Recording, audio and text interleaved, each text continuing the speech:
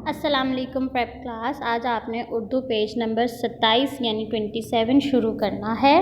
उस पे आपने आज दो चश्मी है के अल्फाज पढ़ने हैं। सबसे पहला वर्ड जो हर्फ दिया गया है वो है भे, यानी बे के साथ दो चश्मी है, दो आँखों वाली है को लिख दिया तो उसको पढ़ेंगे भे भे।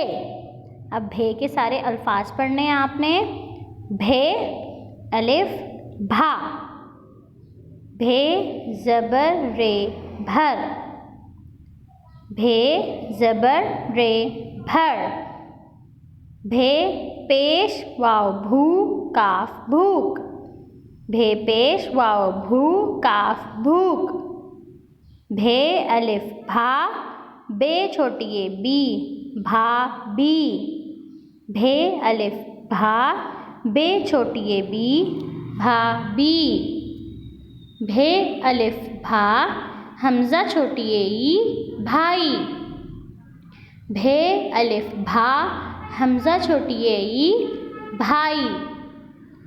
गाफ वाव गो, भे छोटी ए भी गोभी, गाफ वाव गो, भे छोटी ए भी गोभी।